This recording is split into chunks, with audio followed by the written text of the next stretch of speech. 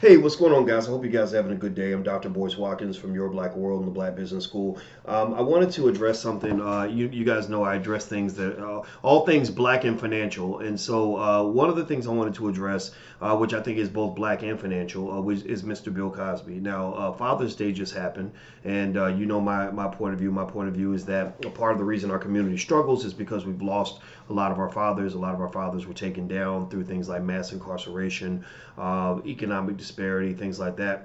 I also believe we need to fight back. I think that we have to basically claim our sovereignty as black people, meaning that we can't let other people tell us who we are or what we believe or what we think is important and what matters. Well, Bill Cosby, as you guys know, he's the comedian, the disgraced comedian who had millions and millions of dollars in his bank account, who was incarcerated with no evidence for a situation that involved an alleged groping of a woman, to whom he had already paid over $3 million. And the incarceration was unjust. It was unjust not because I think Cosby's a perfect guy or because he's innocent. It was unjust because there was no evidence. There was no proof that he did it. Now, black men are, to my knowledge, the only group of people in America who can be incarcerated without any proof, just with somebody's accusation. You can't do that to a white female. So Cosby, who has been put in prison, there are millions of people that are hoping that he's going to die in prison. Millions of people who are happy to lynch him publicly, which is part of a long tradition of lynching black men for being accused of touching a white woman. If you guys, in case you guys don't recall this, Black Wall Street was burned down. All of Black Wall Street was burned down. Hundreds of people were, shot, killed, had their wealth stolen, billions of dollars in wealth stolen, which would have become billions of dollars in wealth over time. It was all stolen and houses looted, people killed, locked up, and incarcerated because a black man was accused of touching a white woman. So there's something sacred in the minds of white Americans to this day about the white woman's body. If you look at it, you touch it, you're accused of going near it, then you can get many years in prison, especially as a black man. That's why Albert Wilson, if you look up the website freealbertwilson.com, Albert Wilson is a 23-year-old college student who had no criminal record whatsoever, had never even, from what I understand, gotten in trouble for anything in his life, was basically hit on by a white woman who wanted to sleep with him. They were alone for 5 minutes. He never penetrated her. He kissed her. There was saliva on her chest from the kiss. He claims that she was upset that he wouldn't have sex with her. They were alone for 5 minutes, so sex couldn't happen, didn't happen. And she claimed that there was an assault, but there was no evidence to justify his incarceration. Yet Albert Wilson is now serving 12 years in prison. That's the only kind of sentence that sentence can only happen to a black man. As D.L. Hughley said, and I agree with him. He said a black man can be accused of almost anything, and people will believe it. And I believe D.L. and I agree with D.L. So anyway, where does this go back to Cosby? Well, with Cosby, you got a guy who, because he's now been incarcerated and disgraced, people believe he has no value. There are a lot of white Americans, a lot of people, period, believe that Cosby is completely worthless. They believe he has no value to society. And I think the black community has a different perspective. Not every black person, but a lot of black people see him as a person who might have done some things he shouldn't have done. But a lot of the people, Bill Clinton has probably done just as much as Bill Cosby ever did. Donald Trump certainly has done as much as Bill Cosby ever did.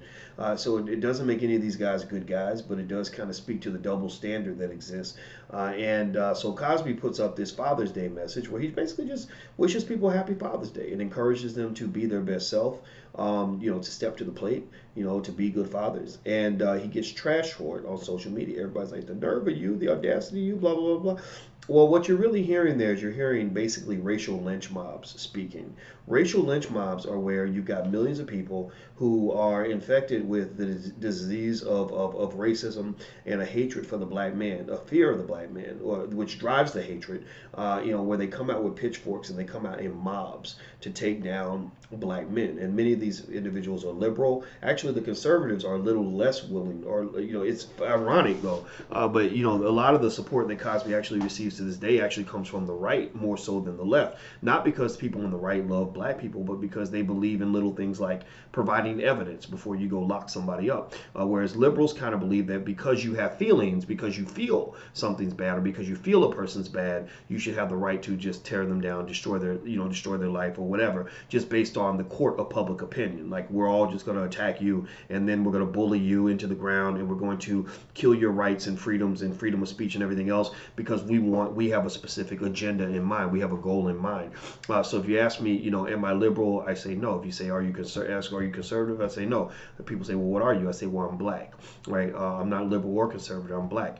I can't support the liberals if they back things like the Me Too movement, not because I don't believe that there is a legitimate reason to deal with things like assault or gender bias, but because I don't believe in the idea of incarcerating people when you don't have evidence. I think that that's a severe violation of American civil liberties, basic civil liberties. That's a very dangerous precedent in our society. You can't lock people up because you feel like they might be a bad person. So Cosby, here's the thing. Cosby is still a relevant and valuable member of the black community, whether white people like this or not. Cosby is in prison. He's mentoring those young men who have been forgotten by society. Many of those young men were locked up by people like Bill Clinton, locked up by people like Hillary Clinton, locked up by people like Joe Biden in the 1994 crime bill. They've been forgotten. They are prisoners of war, not because they're innocent, not because they never made a mistake, but white people make the same mistakes and they are running around free. White people have made those same mistakes and they got good jobs. White people have made those mistakes and they've been allowed to become husbands and fathers and wives and mothers and live a normal life. Black people are the only group of people where you make a mistake, you slang a little dope when you're 18 years old, and you get 45, 60, 70, 80 years in prison. So a lot of these individuals have been forgotten by society, but those are our men. Those are our fathers. Those are the men that we need in our community. So Cosby is doing a tremendous service to the black community by going in that prison and despite the fact that he probably has some personal failings, despite the fact that he was into some crazy partying in the 60s where everybody was using those drugs. We don't know the difference between drug addicts. If a drug addict says somebody drugged me, nobody knows. Did you take the drugs voluntarily or did you not take the drugs voluntarily? In the 60s, a lot of people were getting into the Quaaludes and all this other stuff. Janice Dickerson is a known drug addict, and she's saying that he drugged me. Well, it's not to say that it's right, not to say that it's okay to do that, but to say that you have no proof. You have no evidence. You filed no police reports.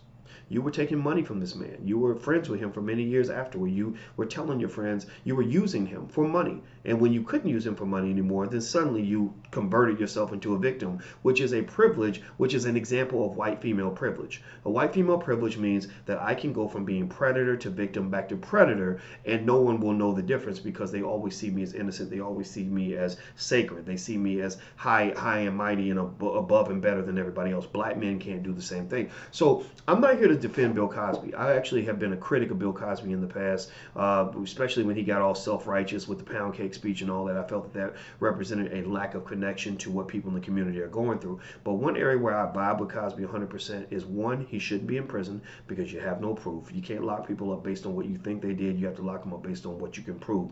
Two, Cosby is not a guy who never did a good thing in the world. Cosby is, to this day, the greatest donor to HBCUs in history, other than Robert Smith, who just gave the $40 million student loan gift. But even Cosby's gift back in the 1980s, if you convert it to 2019 dollars, he matches Robert Smith. So he and Robert Smith stand above all the other celebrities out here talking all this yin-yang about how they love HBCUs and all this stuff. Ain't none of them stepped up and gave that kind of loot to support black students. None of them. So Cosby created the Cosby Show. He created A Different World. He created Fat Albert, all of which were designed to elevate the condition of black people everywhere. Now, even if you think Cosby's a bad man, even if you think he's a bad man, even if you think he's a bad man, that's okay. It's your right to believe that, but you cannot say that at the very least he's not a bad man who did some good things for the community.